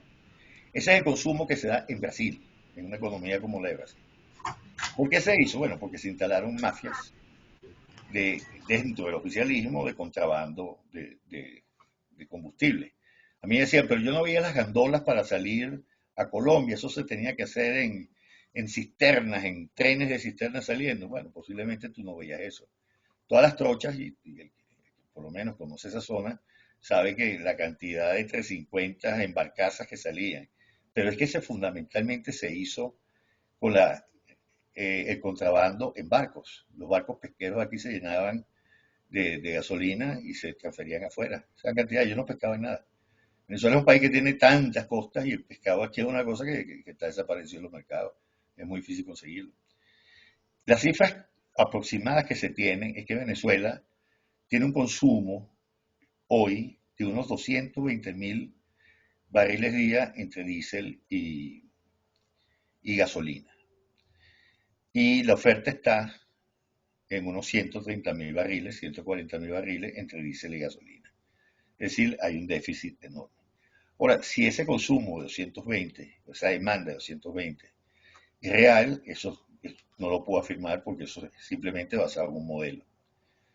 En Venezuela tendría a consumir más, digamos, ojo, eh, manejado todo correctamente, bajo modelos, más gasolina que algunos países de la región, porque Venezuela ha acumulado un parque automotor y de transporte bastante más viejo y por lo tanto bastante más ineficiente en el consumo de combustible. Excelente presentación. Hablas de seguridad energética de Venezuela, pero ¿qué hay de la extrema inseguridad energética de la Unión Europea que importan sobre el 90% del petróleo que consumen y son países mucho más poblados e industriales que nosotros? Que importen combustible es un factor de inseguridad, pero no los hace más inseguros que nosotros. Precisamente, o sea, esa es la paradoja de Venezuela. Pues. Venezuela exporta petróleo y tiene inseguridad energética. ¿Quién puede comprender eso? O sea, tú importas lo que no tienes. Y esos países no tienen, pero tienen electricidad suficiente, tienen energía suficiente, tienen el gas suficiente. El que tengan o no un recurso no hace que el país tenga inseguridad energética. Es un factor multisectorial, multifactorial. Lo que es incomprensible que Venezuela, teniendo la cantidad de energía potencial y que exporte 700 o 600 mil barriles de producto de crudo, de producto, tenga la inseguridad energética que tenga razonamientos diarios, de electricidad y de combustibles, de diésel y de gasolina, y que tenga razonamientos de las bombonitas de gas. Eso sí es una cosa que, por favor, yo quisiera que alguien me lo explicara, y eso es lo que quise destacar en mi posición sobre esta lógica psicodélica que tenemos. ¿No? Eso la puede exportar y va a arreglar su problema. Eso no va a arreglar ningún problema mientras tenga inseguridad energética. Por Dios. O sea, no hay economía sin energía. Eso no existe. ¿Cuál sería la diferencia entre inversiones en Guyana más caro por barril que el redesarrollo más económico de Venezuela? Eso lo definen las empresas. Eso no lo define un planificador. El planificador señala ventajas y desventajas en algo. La inversión final y la evaluación final la hacen las inversiones de las empresas. Eso no es área que a mí me preocupa. Eso es área de atraer inversiones hacia el país y poner al país, que eso sí lo podemos hacer todos nosotros, en el radar de las inversiones de fósiles, de renovables, de vector hidrógeno, etcétera. Nosotros, por lo menos en mi caso, me toca es dar las condiciones de borde. Ahora, los casos específicos los evalúan las empresas. El petróleo está en su máximo apogeo, con un consumo histórico. ¿Y cómo no verlo como la fuente base de Venezuela? ¿Por qué no ver los modelos en Brasil y Guyana como referencia para desarrollar nuestras reservas? ¿Ves? Es una opinión. Y para mí el modelo ni de Guyana ni de Brasil es el modelo adecuado para Venezuela. Venezuela tiene demasiadas cosas buenas como para usar eso y ya Venezuela transitó esas vías. Brasil ha tenido el tino de que Petrobras la metió en bolsa. Quizás Lula pueda destruir eso. Colombia tuvo el tino de que Ecopetrol fue una empresa que cotizó en bolsa. Quizás Petro destruya eso. Y Guyana tiene un modelo que es como el modelo que utilizó Venezuela en los años 43 al 57, que es el modelo de las concesiones. Llámenlo como lo llamen, pero Guyana tiene un modelo de concesiones. Guyana no pretende hasta ahorita crear, posiblemente hagan después, porque siempre terminan con ese grillo de que las empresas roban a los gobiernos. Pero hasta ahorita Guyana lo está haciendo muy bien en su modelo, pues, un modelo de concesiones y Guyana además sale y después subasta el crudo que le toca a ella. Te preguntan si la suma de las alternativas renovables energéticas más la nuclear apenas llegaron al 9% del nivel mundial, ¿dónde está la transición energética? Es En muy cada uno de los difícil a países, corto y mediano eso lo plazo. dije perdón, Eduardo, eso lo dije muy claro. El que vea la transición en números globales no está entendiendo nada de la transición. La transición es absolutamente asimétrica.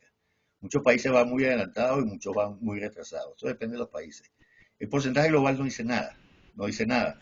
Cuando tú tienes dos de tres o de las cuatro economías más grandes del mundo como la más contaminante. Entonces, este, esto es todavía, lo que sí es cierto es que hay un proceso de descarbonización que va a durar mucho y que se puede acelerar o no dependiendo de los desarrollos tecnológicos asociados a esos procesos. Pero decir que la nuclear da 9 y la hidro solamente el 5 y tal y lo otro no tiene sentido. Lo que refuerza es una cosa. Eso sí que se refuerza y eso sí se puede ver muy claro en números globales. La participación de carbón viene bajando, la participación de petróleo viene bajando hace mucho más tiempo y la participación de las renovables viene subiendo. Que sea poco más, pero o sea, uno ve la tendencia, uno no ve la foto del momento. Hay que emplear, como digamos, el paro del tiempo y ver la tendencia de cada una de ellas. En su opinión, ¿cómo ve el impacto de las sanciones impuestas por Estados Unidos en el deterioro de la economía y del poder adquisitivo de la población? Bueno, me han hecho esa pregunta porque yo, yo tengo una respuesta que es muy contraintuitiva a la que tienen todos ustedes. Yo estudié mucho el tema de la escasez en Venezuela. Mi mamá en ese momento estaba en los 90, que quería pañales desechables. Yo a veces viajaba a Puerto La Cruz en un solo día para buscar, iba y venía para buscar un bulto de pañales, no conseguía las medicinas. Oye, después del 2019, Venezuela comenzó a estar abastecida. Y si eso es producto de las sanciones, entonces yo lo agradezco, porque de hecho lo fue. Las sanciones permitieron quitar un sistema mafioso que existió de compras de estos insumos donde el Estado se había reservado para sí casi todo el abastecimiento del país. Y luego, gracias a un sector privado chiquitico, que era apenas el 25% de la economía, se pudo echar al hombro el abastecer el país que básicamente lo había desabastecido el gran Estado con la criminalización del dólar, el sistema de otorgamiento de visas preferenciales, etcétera. Eso desapareció con las sanciones. Ahora, sobre lo otro, eh, yo me abstengo a opinar porque yo tengo una opinión muy gruesa y yo creo que es suficientemente buena como para entender por los números que yo les he presentado a ustedes, la sanción es y fue el socialismo. Bueno, con esto finalizan las preguntas. Hay varios comentarios en el chat. Les recuerdo que nosotros no leemos los comentarios. Los que quieran ver los comentarios, por favor, vayan al chat y lo leen.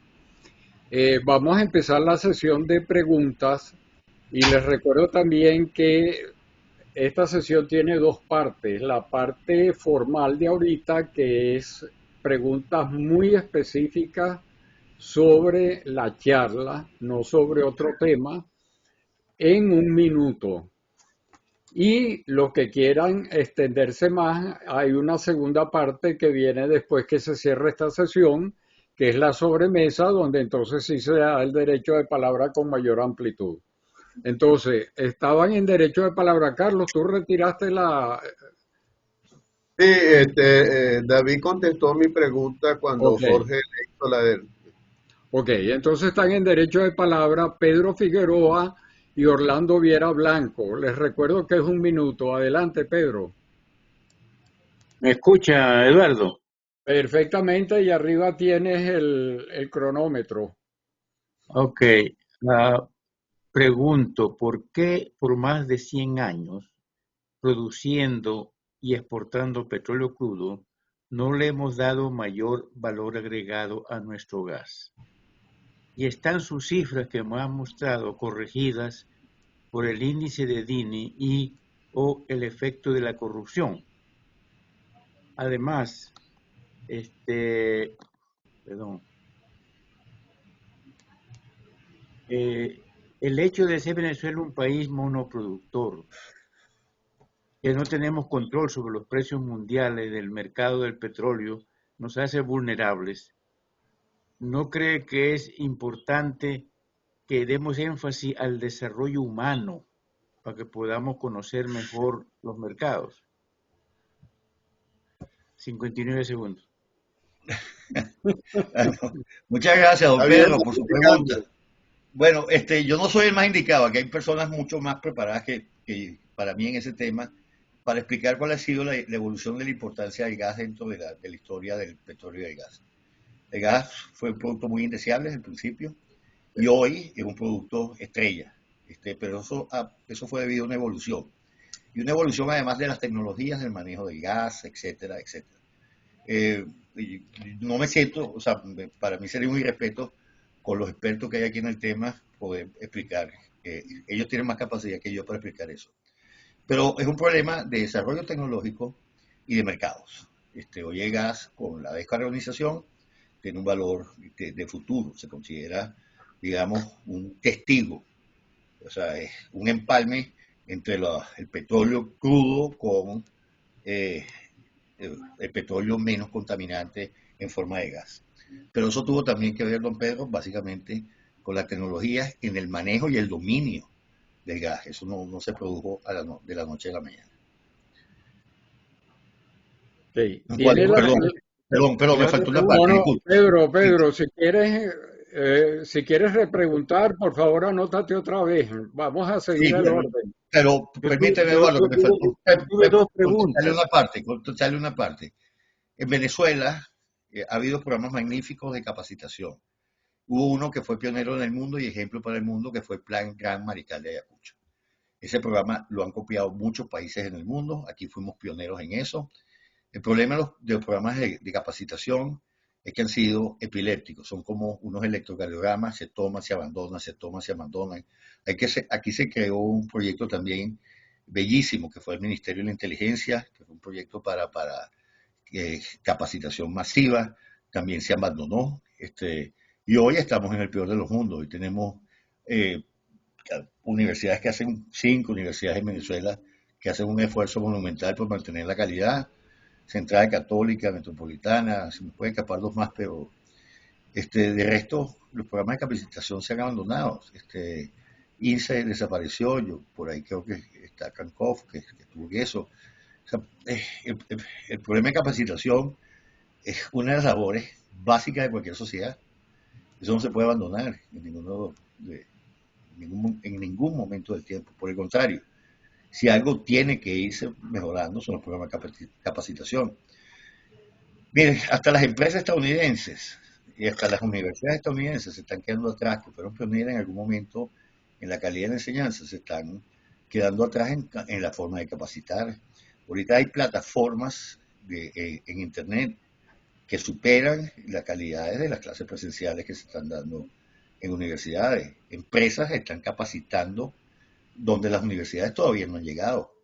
Estos nuevos mundos del 4.0, de las programaciones, etcétera, las universidades están muy retrasadas, son las empresas las que capacitan y estos a su vez capacitan y certifican a otros. Ese es el mundo ahorita de las habilidades y de las capacidades. Bueno, tiene la palabra Orlando Viera Blanco. Adelante, Orlando. Voy. Bueno, primero quería básicamente intervenir para saludar a mi querido David. David, un gran saludo y felicitarlo por esta extraordinaria exposición del día de hoy. Lo segundo, me veo forzado a comentar que lo que dijo David en su exposición es cierto en términos de que vengo de una gira por Noruega y por Suecia, donde precisamente en el caso noruego el fondo soberano ya llega casi al $1 trillón.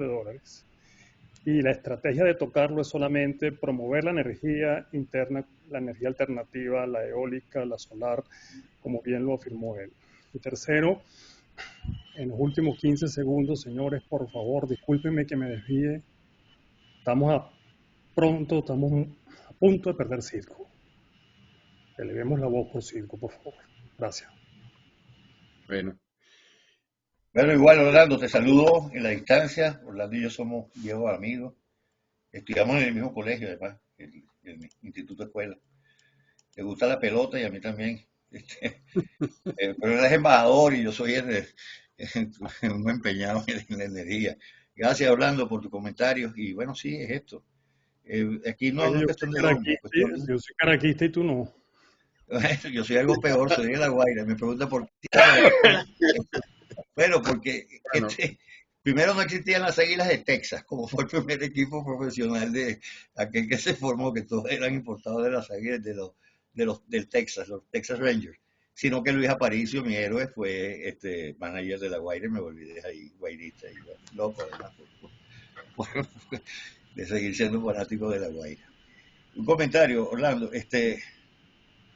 Circo es muy importante en cualquier plan de recuperación, es importante.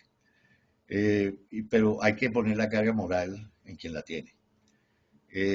Yo veo muy difícil que las peticiones de una oposición puedan salvarla. Yo creo que inclusive es más importante que lo pida Maduro, que tiene relaciones abiertas con el negocio de Estados Unidos, que no las tiene la oposición, tener más peso en eso. Y Maduro simplemente se ha lavado las manos de eso. Yo entiendo todos estos esfuerzos, pero yo siempre he pensado que ubicar las responsabilidades morales es lo primero que se tiene que hacer cuando uno emprende esfuerzos de esta naturaleza. bueno, tiene la palabra Jorge Cancoff y con eso cerramos las preguntas de 1 minuto y pasamos a la sobremesa. Adelante, Jorge, 1 minuto. David, ¿en cuánto tiempo se estima que se pueda recuperar la deuda externa y si es posible recuperar parte del dinero que se han apropiado durante más de 25 años la actual dictadura corrupta? Gracias, Jorge, por tu pregunta. Saludos. Hay varios escenarios en esto, en cuanto a qué tan posible. Todo va a depender de un proceso de reestructuración de deuda. Y entonces hay tesis, hay personas muy preparadas que están trabajando en eso, pero no hay una sola respuesta. Uno ve factible una quita, otros dicen que la quita no importa, vamos a utilizar el proceso de deuda como a su vez cupones para inversión en privatización de empresas estatales. Es decir, hay un conjunto de cosas, pero es de tan buen nivel esos equipos que sin duda van a llegar a un consenso. Los equipos de alto nivel siempre coinciden, parten de diferentes visiones y al final llegan a una. Todavía no hay nada definido en cuanto a eso. En cuanto a recuperarlo, eso no lo tenga duda. Eso va a ser una cacería mundial y se van a dar los incentivos para esa cacería. Porque no va a haber paz. Es tan grande los saqueados que eso va a ser un proceso que va a durar como los juicios de Nuremberg, va a durar años. Pero ten la seguridad que tras ese dinero se va a ir por todos los medios posibles, todos los años que sean posibles. Es una actividad que comenzará y posiblemente no le vamos a ver el final, pero eso se va a convertir en un compromiso de toda una nación, de que Bolívar que se llevaron, Bolívar que recuperaremos. Amén. Bueno, no tenemos más preguntas. Vamos a cerrar formalmente esta fase de del seminario y pasaremos a la sobremesa. Gracias, David, por esta charla tan interesante. Como dijo alguien en el chat, mencionaste la soga en la casa del ahorcado. Muchos de nosotros pensamos que realmente, yo te puedo decir, yo estaba asistiendo a una conferencia internacional aquí en Houston con varios de los que están acá, y ha cambiado en 3 años. Ese mundo energético de alto nivel ha cambiado de pura energía, pura renovable, a puro fósil, y ahora multidimensional, renovable más fósil, que yo creo que es donde está la clave. En el caso específico de Venezuela, nosotros pensamos que la ventaja competitiva que tenemos en petróleo, gas y petroquímica puede ser muy grande, y hay que analizar muy bien si nosotros debemos ir muy rápido hacia renovable, o simplemente tratar de que esa energía fósil se produzca de una manera limpia y que la tecnología exista. Entonces, esa es una discusión que va a seguir. Yo creo que es interesante. La matriz energética debe ser combinada, y es bueno escuchar diferentes opiniones, y por eso creemos que es interesante tu presentación, y va a poner a reflexionar a mucha gente. La semana que viene vamos a tener al amigo Oman Oquendo, que nos va a hablar sobre más allá de lo convencional, evolución y futuro de los recursos no convencionales. Entonces, seguimos en estas conversaciones de energía fósil, energía renovable, convencional, no convencional. Yo creo que el ámbito futuro va a ser algo multidimensional, y vamos a tener un poco de todo, y cada país, dependiendo de su economía, producirá más algún recurso u otro. Vamos a pasar ahora a la sobremesa. Ya tengo 2 personas. La sobremesa vamos a dar derecho a palabra máximo por 3 minutos. Carlos, permíteme un solo comentario. Sí, cómo no. Seguro. Mira, Carlos, seguro. Le voy a contar una cosa personal, porque me da risa de la soga en casa del ahorcado. Mira, papá, Alberto II Morán, fue quizás de los conocidos por ustedes el petrolero que más años trabajó ininterrumpidamente en la industria petrolera. Papá entró de 15 años en Shell, cuando murió mi abuelo, y estuvo hasta los 60 años. Y no quiso aceptar ese caramelito dulce que después le ofrecían a los que se iban. Mira, quédate 2 años más como asesor. Y papá le dijo, oiga, Albertico, mira, yo he propuesto toda mi vida que no tenga listo el sustituto, y ahora a la hora de irme no me voy a ir. O sea, ¿sabes? Ese tipo de cosas. Y mi abuelo, además, era abogado en Maracaibo, y fue el que firmó el registro de la Caribbean en Venezuela, que fue la antecesora de Shell acá. Es decir, yo estoy ligado al petróleo desde que nací. Mis hermanos trabajaron en la industria, mi esposa, mis primos, tíos. Conozco muy bien la industria, pero soy ingeniero industrial.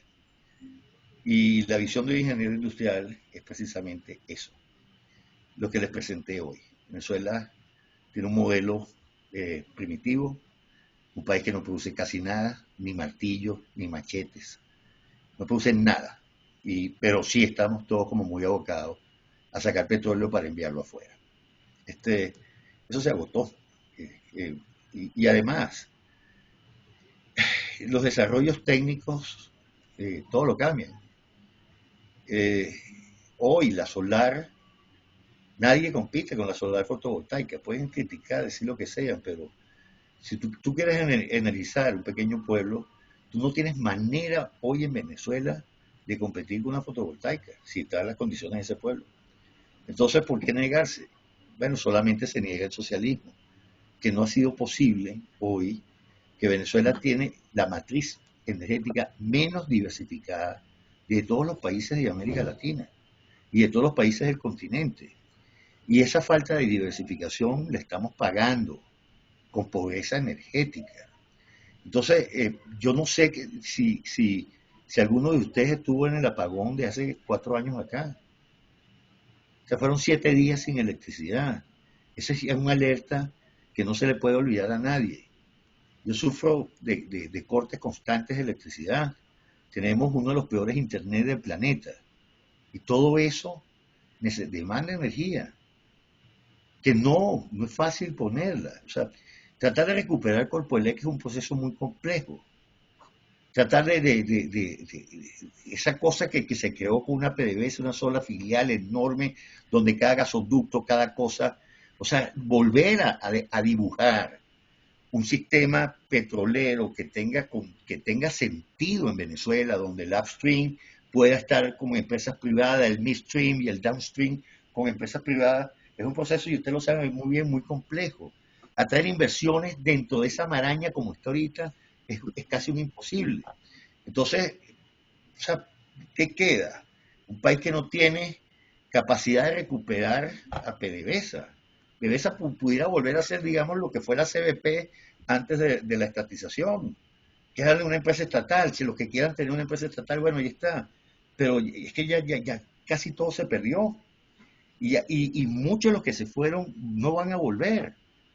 Y el dinero que se fugó no va a regresar para poder capitalizar esas empresas.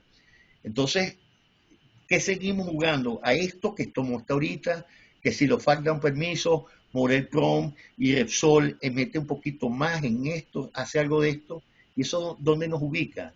En 1.100.000, y ahí nos quedamos, eso es el máximo. O si se va a una compresión de esta, podemos mejorar la seguridad energética del país. Pueden venir muchas empresas a tratar de sacar el petróleo por la ventaja que tienen, pero muchas más inversiones van a venir a Venezuela a producir aquí, a utilizar el gas de aquí, a utilizar las eólicas de aquí, a utilizar las hidráulicas de aquí, a utilizar las solares aquí. Es decir, Venezuela necesita producir, no solo petróleo. Venezuela necesita producir todo lo que los mercados dicen que pueda producir. Y eso nunca, señores, créanlo, a partir de la estatización del 61, de esa constitución, ha sido posible en Venezuela. ¿No les parece que ya probamos todo lo que no se tenía que hacer? Todo lo que una mala idea nos pudo traer, ¿no creen que ya lo transitamos todo? Y que es tiempo de utilizar mejores ideas que han dado mejores resultados en los países. Bueno, se lo dejo como reflexión.